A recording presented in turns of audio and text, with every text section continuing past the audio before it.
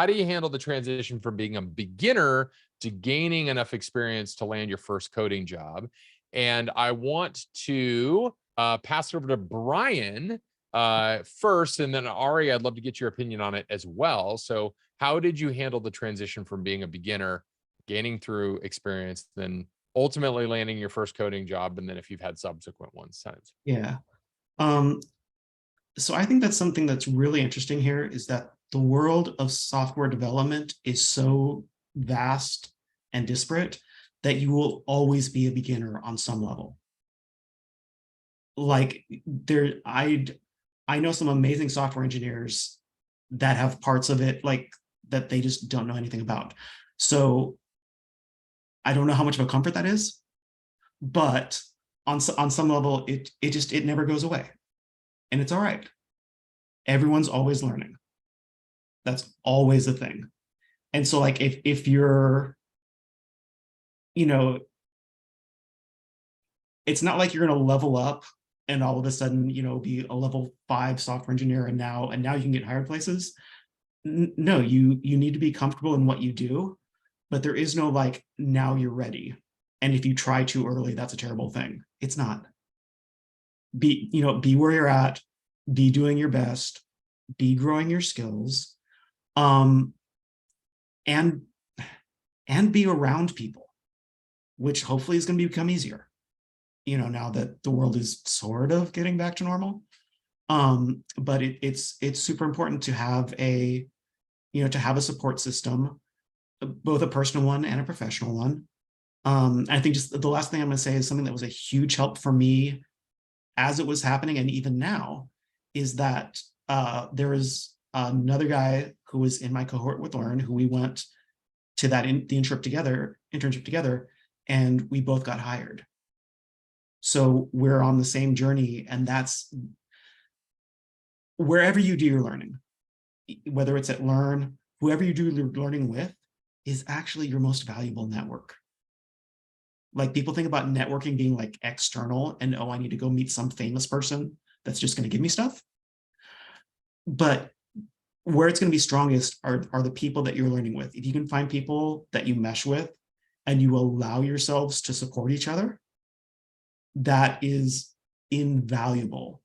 That so in my case, I go in there, and we learned what arrays were together. We learned like the basic stuff. So when I had questions, like we have that history, and we know that we're not dumb. Something's like, oh, I better not ask that question because I might look bad. No, it's fine. Sometimes. So when you can have that kind of relationship, so I would really encourage you to try to get some stuff like that wherever you do it. Love that. Ari, what are your thoughts? Yeah, it's interesting. I feel like everybody calls it a transition. There is no transition. You're a beginner, you get hired, and you're still a beginner who feels like you don't know anything, but they're paying you for it. So, like, everybody calls it a transition. There is no transition. Like, you are constantly learning things. Like, my coworker has a bachelor's degree in computer science and can talk about advanced programming concepts that just go way over my head. But then as soon as I bring up something related to JavaScript, she has no clue what I'm talking about. None. Has no familiarity with anything that I'm doing. I'm like, oh, look, I made a card to go on the page. And she says, what? What is this? What is this doing? I don't understand. What is map? So there is no transition. And you never really, at least in my case, you never really feel like, oh, all right, I'm not a beginner anymore. I am like so advanced. I'm so good at my job. I know everything there is to know. I Google things daily. It's a part of my whole process. I am constantly Googling things, big things like, how an entire concept works, little things like, oh my God, what is the code for this one command again that I can't remember? So I feel like people always put it as a barrier of I can't start applying until I've hit this level. I can't reach out. I can't do this. I can't do that until I have 5 portfolio pieces. I'm going to give you a little piece of advice here. Portfolio pieces help, obviously. Of course, having things to look at helps. Being really knowledgeable, feeling really comfortable helps. The thing that's going to get you hired is your personality. when you interview, if you're somebody who's able to, they ask you a question that you don't fully know, but you respond without missing a beat and say, like, well, here's what I do know about this thing. So that one thing I'm a little bit shaky, but I'm a super fast learner and I'd love to get into that. So, that's what you can't replace. And that's not dependent on some platform of knowledge that you just can't achieve yet. So don't think of it as, a transition from beginner to getting hired. You are still going to be a beginner that got hired and now have a whole bunch of people, counting on you and respecting you and believing in you because, you can do it.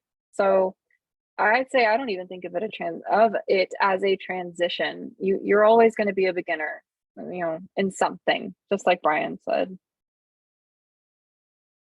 I utterly love the heck out of that. And I can fully attest, I'm going to take the opportunity right now to fully attest to what Ari said.